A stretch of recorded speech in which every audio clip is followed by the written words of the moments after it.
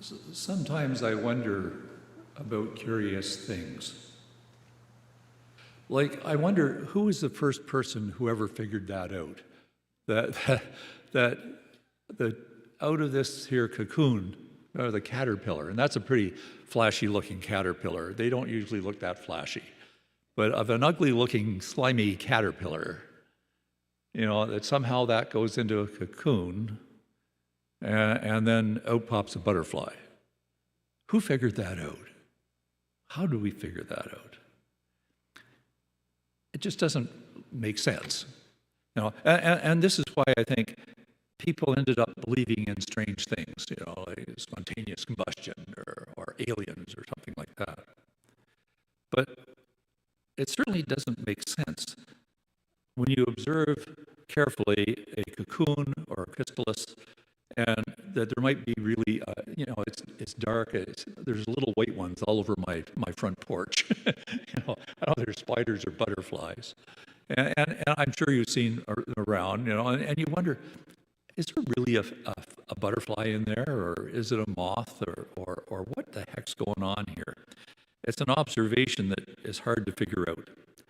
And I think it's just people were like that. It's hard for us to make those connections. I wonder if things like that are a part of who we are as people. Maybe they are. They certainly do not look the same. And there's a lot of things like that happen in life that don't look the same. We're not expecting the transformation to take place. We're not expecting any radical change. And when change does take place, we're not really sure about it when it comes. It was mentioned that I was a military chaplain, but when I joined, there was an Air Force, Army, and Navy, and it was just coming together. I'd been in the Air Force before, but that's another story. But when that happened, I found myself in Petawawa, an Army base, wearing an Air Force wedgie and blue stripes on my shoulder. And soldiers would look at me very strangely and didn't really have much time for me at all. It's hard to accept that change. It was only when I emerged as a butterfly and a kindly RSM said, "Padre, if you want to get anywhere here, take this black beret with an Army Chaplain's Corps hat badge on it." He had it all ready for me. "And here's some pips to replace those Air Force things." I said, "Can I do that?" And he said, "Wow." In those days, we were posted to the regiment or to the battalion, and it was the 8th Hussars, and he said, "Sure, I'm God here, I'm the RSM. If I say it, you can do it." So I thought, well, I'll give it a try. And the whole world changed. It was a whole different world that lightened up. Change can take place and make a difference, but boy, it was sure hard. And I wasn't sure about that change at all myself. I thought if somebody sees me wearing this outside the regiment, I'm going to be in big trouble. But I had got away with it, more or less. Never did get promoted to colonel, though. Maybe that was one of the reasons right from the start. Well, there are other things that I wonder about.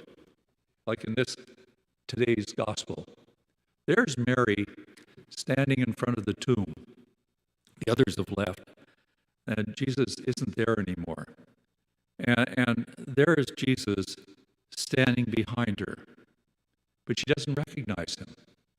Now, how in the world would that take place? How come Mary, Jesus was pivotal in her life for years. She listened to his teachings. She's gone places with him. She's fed him, I'm sure. There's so many things that Mary did with Jesus, and yet she thought it was the gardener. Was the sun shining in her eyes? What happened? What happened there? She didn't know it was Jesus. Well, there he is. She doesn't even recognize him. And that causes me confusion. I don't understand this part. And she's not the only one that it happened to, because at other times it happened too. The Gospel of Luke, just going outside of John, captures the time when a couple of Jesus' followers were walking down the road to Emmaus. They're having a conversation, and Jesus shows up and starts walking along with them. And they have no idea who he is. Now, how is that possible? Even if they weren't close disciples, even if at the Sermon on the Mount they'd been way back on a different hill, They would have looked in the distance, they would have seen him, and they'd say, oh, I know that guy. That's Jesus, yeah. But they didn't recognize him, not at all. He was kind of central in their life, yet no, they didn't know him. How about when he starts explaining the Bible and scriptures to them and the sacred stories? They still don't know who he is. And then he starts talking about the amazing events of the last few days. And he says, yeah. But you see how that goes along with what God's been telling you all along, throughout all time. See how it fits into prophecy. And when you sort all that stuff out and what Jesus did all that time. And yet they still don't recognize him. And I begin to wonder that maybe this Jesus that we encounter on the other side of the tomb, the new Jesus after the resurrection, acted or looked different, that somehow he was different. I wonder if Jesus that we encounter in the resurrection looks and acts differently than he did before in some way. Because how else would people not recognize him? I mean, I don't mean that he goes from a caterpillar to being a butterfly. He doesn't have wings. He ascends, but that comes later. Somebody else will have to preach on that. But that's another story. But for right now, there's something about him that's changed. There's something about him that's not the stuff of his life before, but is also not the grave. And that's clearly part of the problem. Everybody expects Jesus was crucified and he was dead. Everybody expects him to be completely gone. So seeing him is rather jarring, to say the least. It means that something has changed in the way the world works, not just the way Jesus works. It seems impossible for new life to spring forth from the tomb. Far more impossible than it is from a butterfly to emerge from a chrysalis.